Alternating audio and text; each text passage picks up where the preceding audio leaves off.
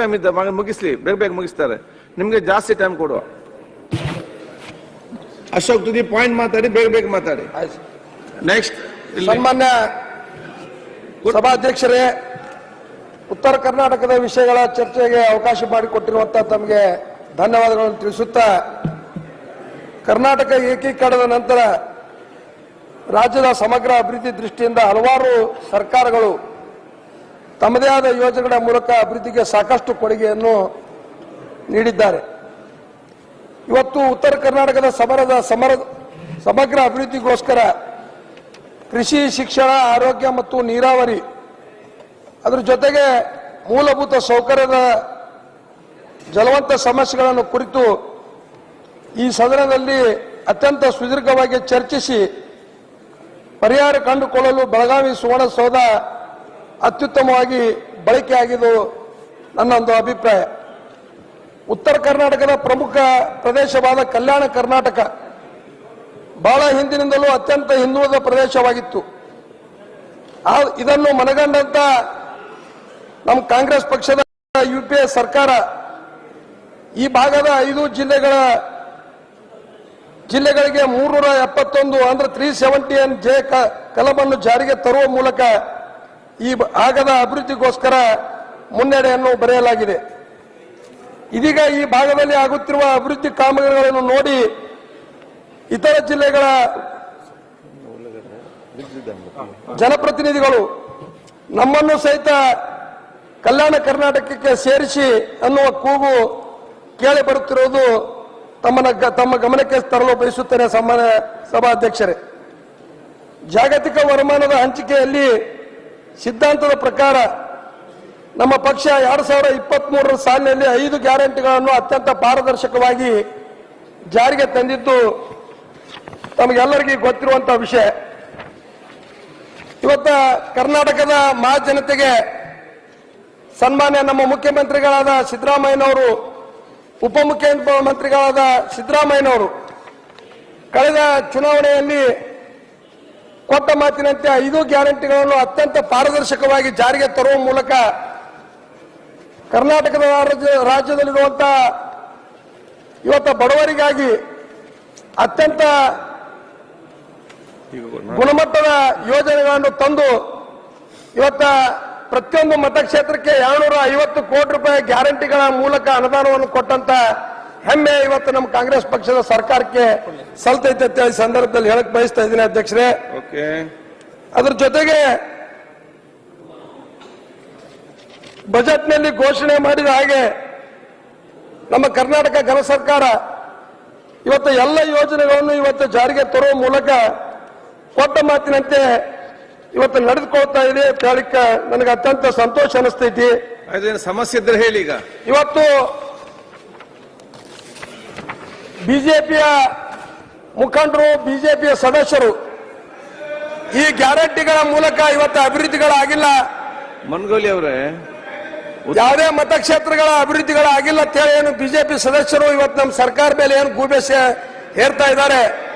ಇವತ್ತ ಪ್ರತಿಯೊಂದು ಮತಕ್ಷೇತ್ರಕ್ಕೆ ವಿಶೇಷವಾದ ಒಂದು ಅನುದಾನವನ್ನು ಕೊಡುವ ಮೂಲಕ ಇವತ್ತು ರಸ್ತೆ ಆಗಿರ್ಬೋದು, ವಸತಿ ನಿಲಯ ಆಗಿರ್ಬೋದು, ಮೂಲಭೂತ ಸೌಕರ್ಯಕ್ಕಾಗಿ ನಮ್ಮ ಸರ್ಕಾರ ಹೆಚ್ಚಿನ ಗಮನವನ್ನು ಕೊಡುವ ಮೂಲಕ ಇವತ್ತು ಅಭಿವೃದ್ಧಿಗೋಸ್ಕರ ಇವತ್ತು ನಮ್ಮ ಸರ್ಕಾರ ಅತ್ಯಂತ ಪಾರದರ್ಶಕವಾಗಿ ಕೆಲಸ ಮಾಡ್ತಾ ಇದೆ ಅಂತ ಹೇಳಕ್ಕ ನನಗೆ ಬಹಳ ಹೆಮ್ಮೆ ಅನಿಸ್ತಾ ಇದೆ.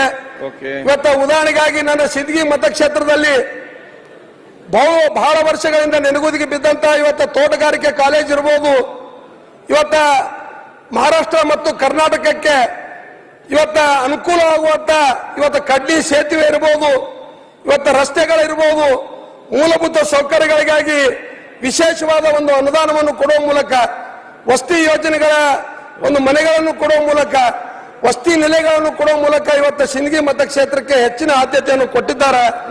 ಬರೇ ಸಿಂದಗಿ ಮತಕ್ಷೇತ್ರ ಆದ್ಯತೆ ಕೊಟ್ಟಾರ, ಎಲ್ಲ ಅಭಿವೃದ್ಧಿ ಕೆಲಸ ಆಗ್ಯಾವತ್ತು ಅನ್ನೋದನ್ನು ನಾ ಹೇಳುವುದಿಲ್ಲ.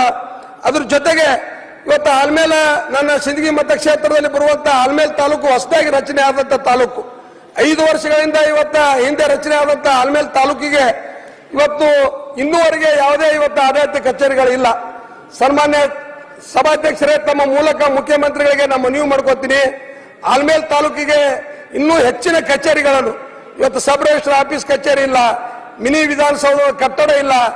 ಇವತ್ತ ಎಲ್ಲ ಮೂಲಭೂತ ಸೌಕರ್ಯಗಳಿಗಾಗಿ ವಿಶೇಷವಾದ ಒಂದು ಅನುದಾನವನ್ನು ಬಿಡುಗಡೆ ಮಾಡ್ಬೇಕಂತೇಳಿ ತಮ್ಮ ಮೂಲಕ ಇವತ್ತ ಮುಖ್ಯಮಂತ್ರಿಗಳಿಗೆ ನಾವು ಮನವಿ ಮಾಡ್ಕೋತೀನಿ. ಅದ್ರ ಜೊತೆಗೆ ನಮ್ಮ ರಾಜು ಕಾಗೆ ಅವರು ಮತ್ತು JT ಪಾಟೀಲ್ರು ಅಲ್ಲ ನಿಮ್ಮ ವಿಚಾರ ಮತ್ತು ಹಿರಿಯ ಸದಸ್ಯರು ಇವತ್ತ ಬಹಳ ಕಳಕಳಿಯಿಂದ ನಮ್ಮ ಉತ್ತರ ಕರ್ನಾಟಕದ ಅಭಿವೃದ್ಧಿಗೋಸ್ಕರ ಮಾತನಾಡಿದ್ರು. ಅದರಲ್ಲಿ ವಿಶೇಷವಾಗಿ ಚಿತ್ರದುರ್ಗದಲ್ಲಿರುವಂತಹ ಬಯಲು ಸೀಮೆ ಇವತ್ತ ಪ್ರಾಧಿಕಾರ, ನಮ್ಮ 72 ಜನ ಶಾಸಕರು ನಾವು ಆ ಪ್ರಾಧಿಕಾರದ ಕೆಳಗೆ ಬರ್ತೀವಿ.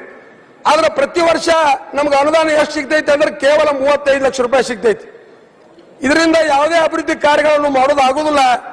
ನಮ್ಮ 72 ಶಾಸಕರಿಗೆ ಒಂದು ವಿಶೇಷವಾದ ಒಂದು ಪ್ಯಾಕೇಜ್ ಘೋಷಣೆ ಮಾಡಿ ಆ ಒಂದು ಅಭಿವೃದ್ಧಿ ಪ್ರಾಧಿಕಾರಕ್ಕೆ ಹೆಚ್ಚಿನ ಒಂದು ಉತ್ತೇಜನ ನೀಡಬೇಕಂತ ತಮ್ಮ ಮೂಲಕ ಮುಖ್ಯಮಂತ್ರಿಗಳಿಗೆ ನಾವು ಒತ್ತಾಯ ಮಾಡ್ತೀನಿ. ಅದ್ರ ಜೊತೆಗೆ ಇವತ್ತು ಪ್ರಾಥಮಿಕ ಆರೋಗ್ಯ ಕೇಂದ್ರಗಳಲ್ಲಿ ವೈದ್ಯರ ಕೊರತೆ.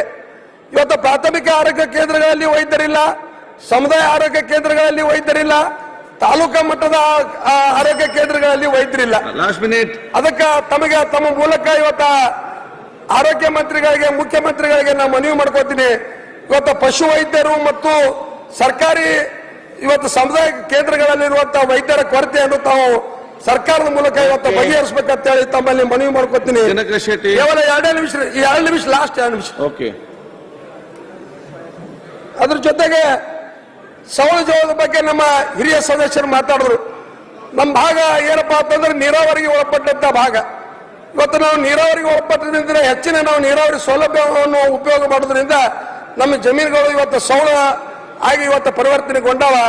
ಅದಕ್ಕೂ ಸಹಿತ ವಿಶೇಷವಾದ ಅನುದಾನವನ್ನು ಕೊಡಬೇಕಂತ ಈ ಸಂದರ್ಭದಲ್ಲಿ ಇವತ್ತು ತಮ್ಮ ಮೂಲಕ ವಿನಂತಿ ಮಾಡಿಕೊಂಡು ಇವತ್ತು ತೊಗರಿ ಬೆಳೆ ಇವತ್ತು ಬಿಜಾಪುರ ಜಿಲ್ಲೆಯಲ್ಲಿ ತೊಗರಿ ಬೆಳೆ ಇವತ್ತ ಬಹಳ ಹಾನಿ ಆಗಿದ್ದರಿಂದ ಇವತ್ತ ರೈತರಿಗೆ ವಿಶೇಷವಾದ ಪ್ಯಾಕೇಜ್ ಘೋಷಣೆ ಮಾಡಿ ಈ ತೊಗರಿ ಪರಿಹಾರವನ್ನು ನೀಡಬೇಕಂತ ಹೇಳಿ ತಮ್ಮಲ್ಲಿ ಕಳಕಳಿ ವಿನಂತಿ ಮಾಡಿಕೊಂಡು ಕೊನೆಯದಾಗಿ ಸನ್ಮಾನ್ಯ ಮುಖ್ಯಮಂತ್ರಿಗಳು ಉಪಮುಖ್ಯಮಂತ್ರಿಗಳು ನಿನ್ನೆ ನಮ್ಮ ಉತ್ತರ ಕರ್ನಾಟಕದ ಇವತ್ತ ನಮ್ಮ ಶಾಸಕರು ಮತ್ತು ಜನಪ್ರತಿನಿಧಿಗಳು ರೈತರ ಸಭೆ ಕರೆದಿದ್ರು.